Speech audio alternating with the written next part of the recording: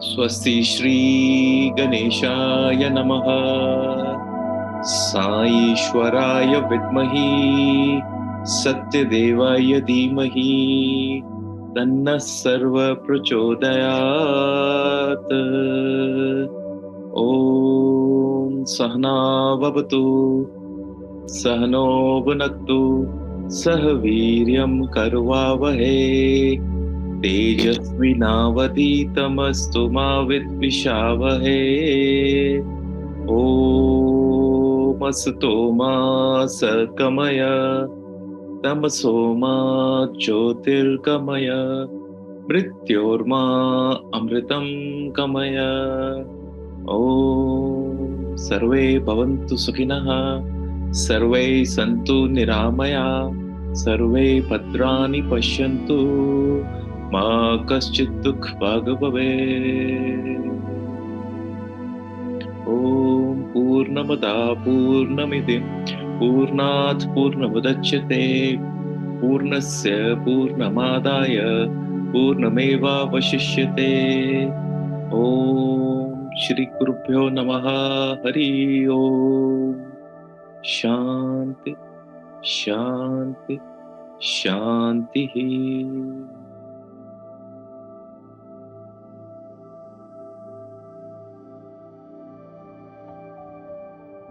Om Shri Sai Ram. Good evening and welcome to day 38 of the Atma Chalisa Parayanam. Yay, we have reached day 38.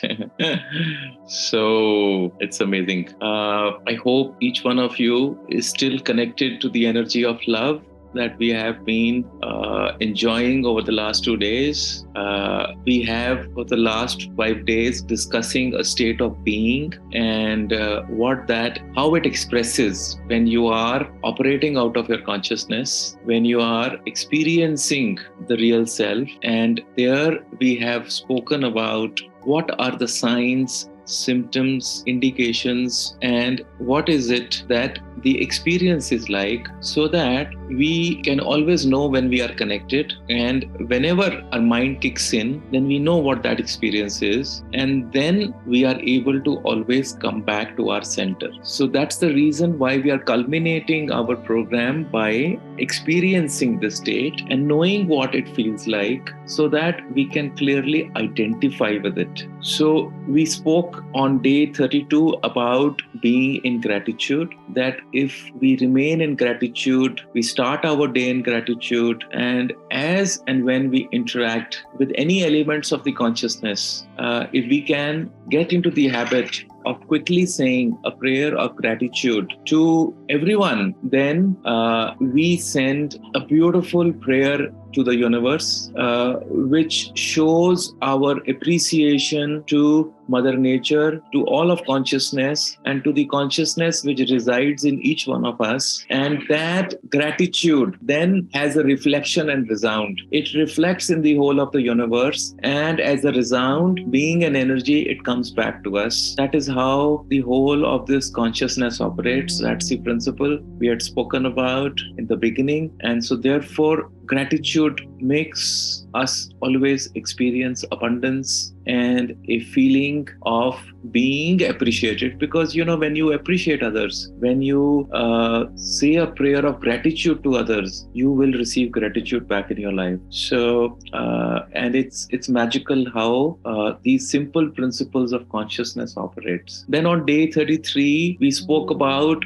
living a life of choiceless awareness, that once we are operating out of our consciousness, we do not make any choices of a particular way of being, because those choices are actually made by our mind. And the consciousness is ever happy and ever in acceptance of whatever is coming in front of us, whatever the circumstances bring to us, whatever sudden surprises the consciousness may have for us, we are always in the mood of acceptance and we are ready for it. So that choiceless awareness makes this journey so beautiful, because there are no disappointments. Because you see, when we take a stance in life, when we start to expect something, and these expectations by now everybody knows come from our mind. And once the mind is no longer taken a stance, when the mind is no longer expecting, then whatever comes, we say shukriya, gratitude. We again say thank you, because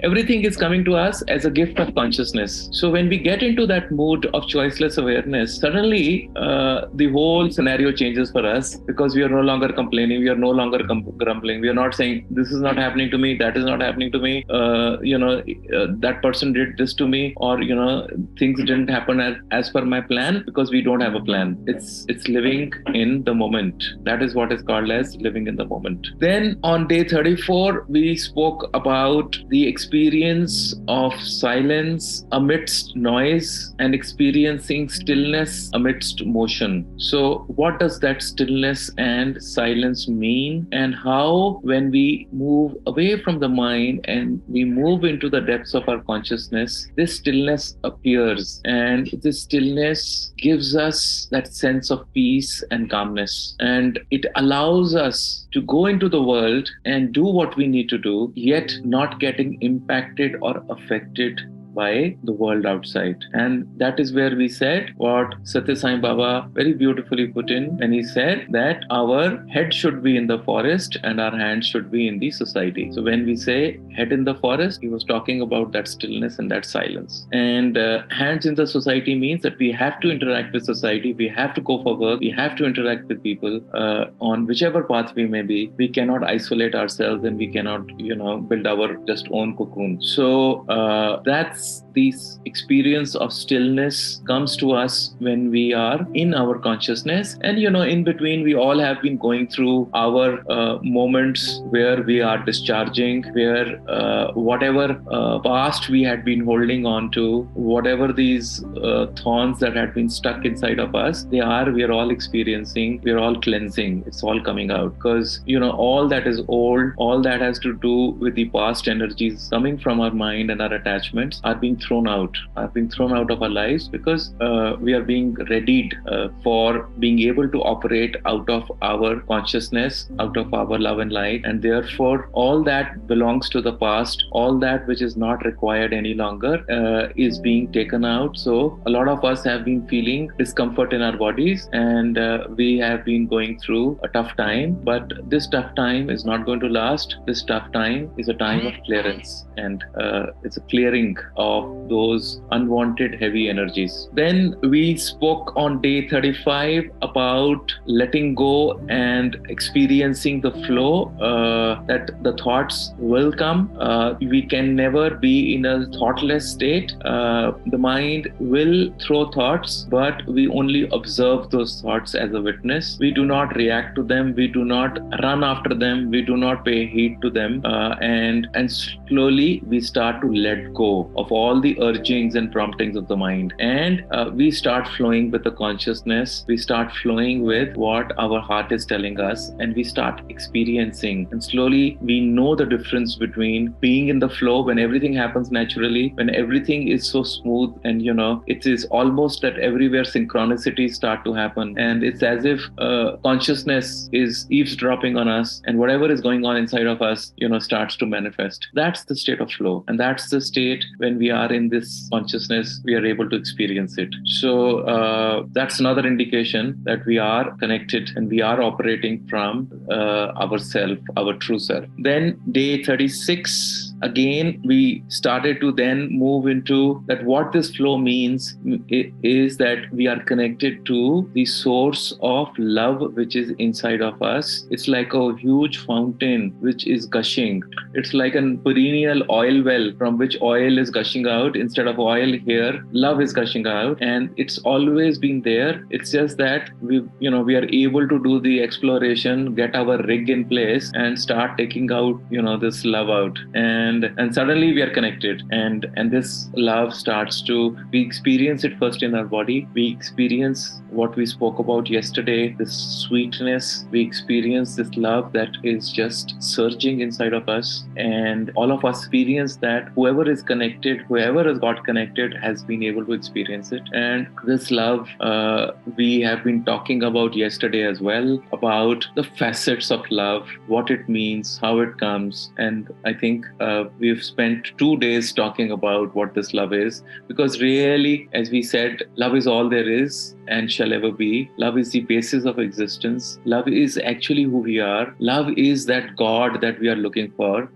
and that love that we have been speaking about is this not, it is not this bodily love which is only attachments, but the love which is selfless, which is pure, which expects nothing back in return, which only knows how to give. And if all of us come into that state, then I'm sure no disease, no problem will impact us, because we've reached that point where there is nothing left in us to keep, where everything is only to be given. So this is the journey we have done till now, and love is the resident consciousness. Consciousness is love, and so we have reached that experience of that we are the embodiments of love, and that was our start point of our journey. So today I want to talk about one last thing, and that is about equanimity. We've spoken again about it fleetingly.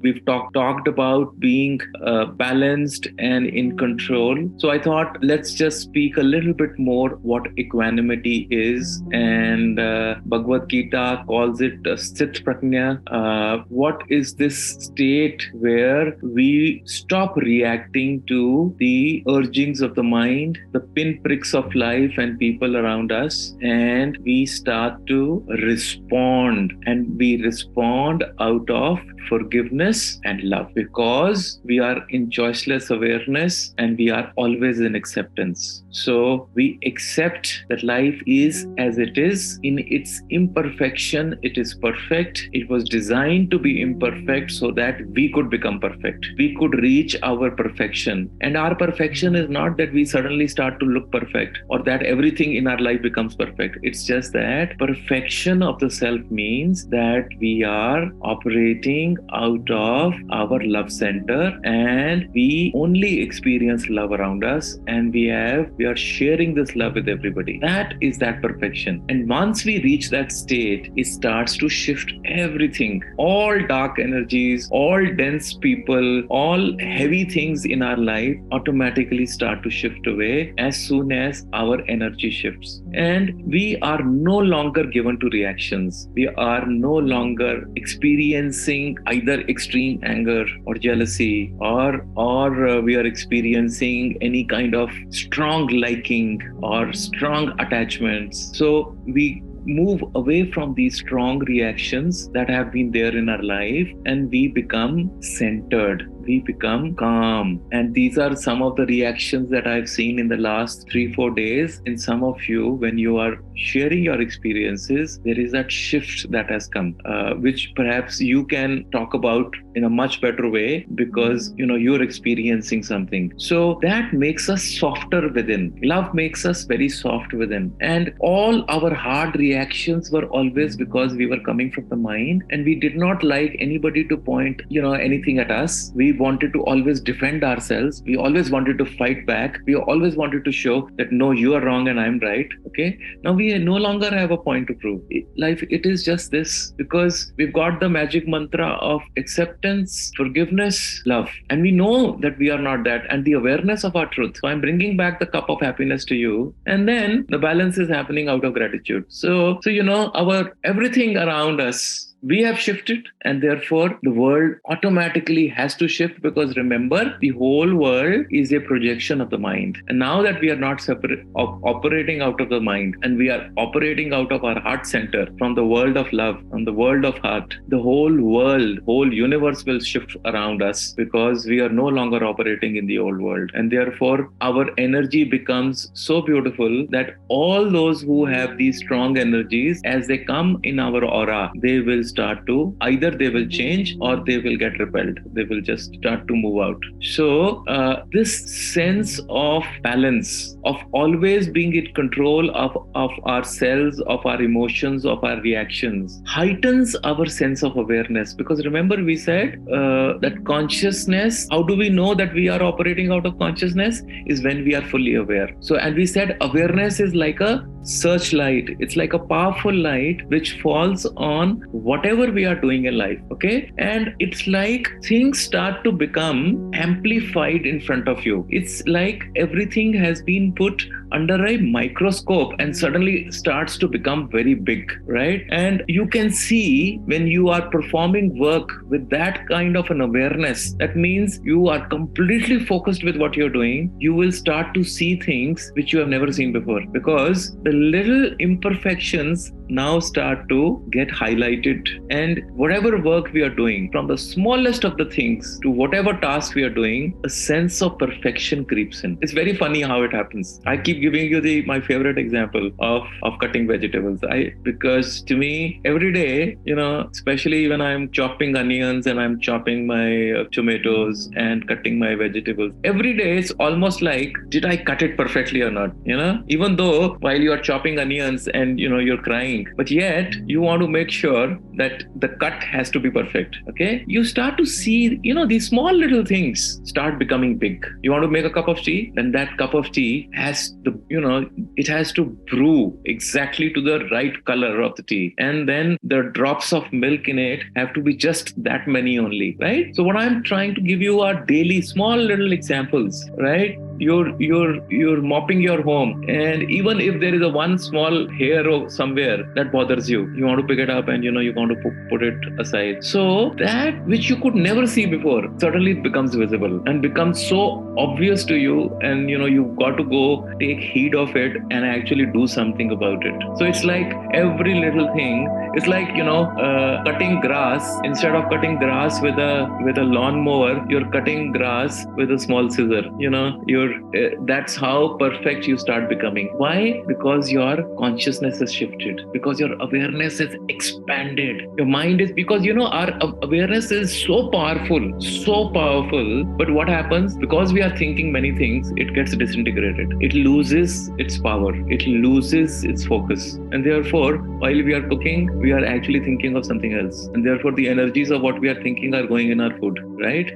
While we are driving, our mind is somewhere else and we are thinking about something else, right? We are never fully conscious. So I'm giving you the state of experience, and I hope you are able to relate to it, that this is how powerful it comes. And therefore, it helps us to reach that perfection. We will, no task by itself is perfect or imperfect. Whatever we are doing, perfection is an attitude. And that comes when we are in that state of equanimity. When we are absolutely in balance, when we are not being troubled by any thought or any idea or any desire, and we are operating out of that stillness, and we are experiencing that sweetness of love inside of us, right? So even if you're writing notes, you will suddenly realize, if you are balanced, your handwriting starts to improve when you take notes. And when you're irritated and agitated, your handwriting starts to go bad, right? So these are small little things, because remember, life is only about small little things. Life is about what is happening to us right now in this moment. And life is actually about only small things. When we add small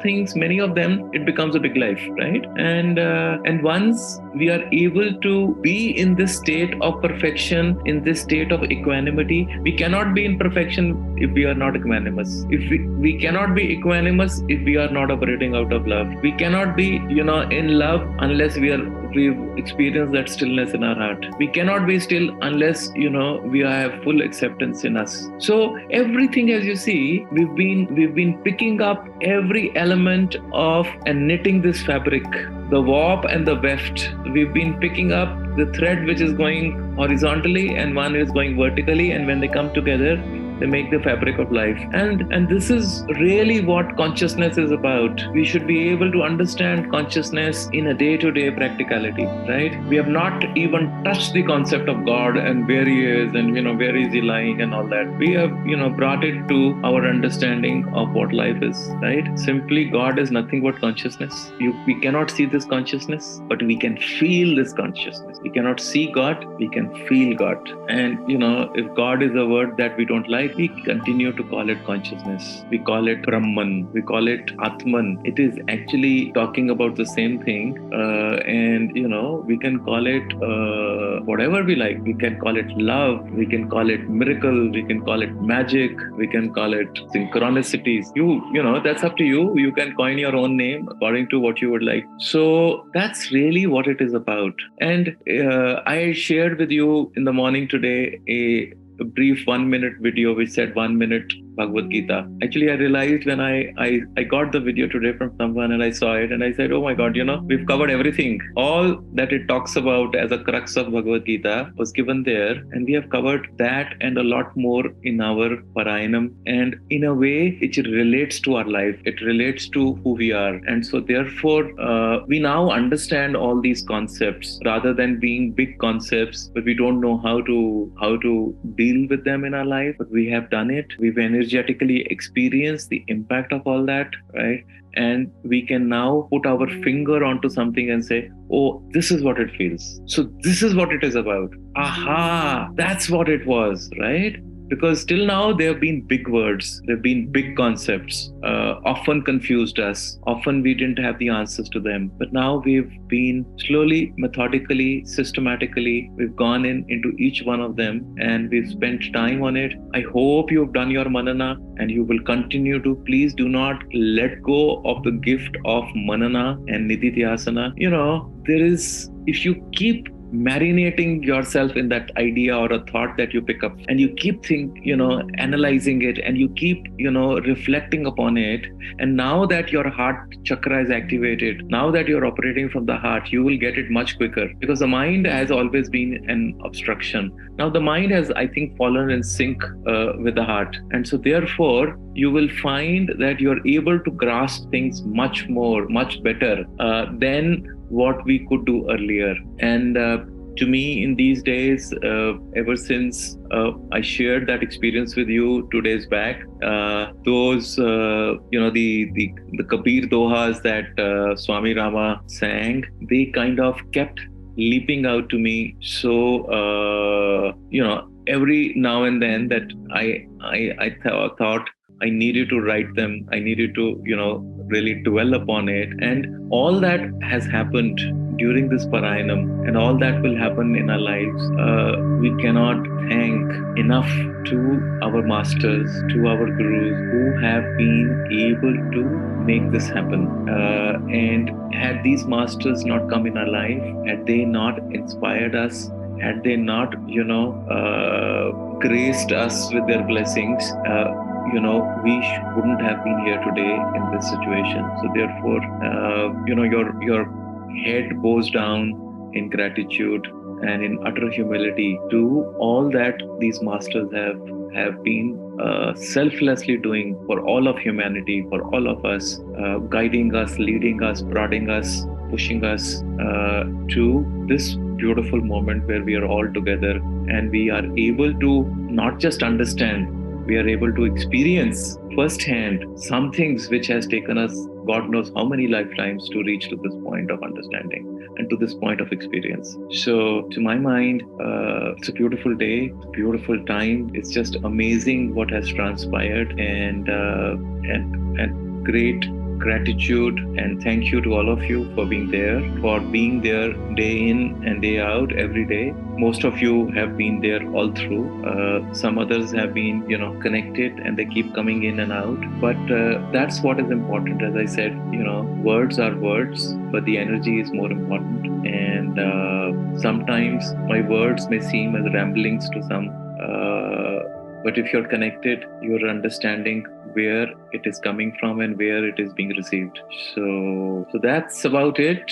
Be stable, be happy, be in the state of equilibrium, be balanced. You have all the tools now. You exactly know when something happens, what to do, right? If you still have any questions, if you still feel there are some areas that we have not covered where you are still struggling, and if there are more clarity that we need somewhere, please go ahead. We have 2 more days, and tomorrow I have planned for all of us to go through. I had promised you we will go through Nirvana Shatakam. So tomorrow we're going to do Nirvana Shatakam, and I would urge all of you to today and tomorrow, if you can go through Nirvana Shatakam on your own, so that at least you have some, either a tune or some words in your mind, and so that then the discussion can become more meaningful, because we have just a short time to do the whole Nirvana Shatakam, and I'll try to cover it. The reason I kept it for the end, because that's the culmination. That's the complete expression, actually. It's a summary of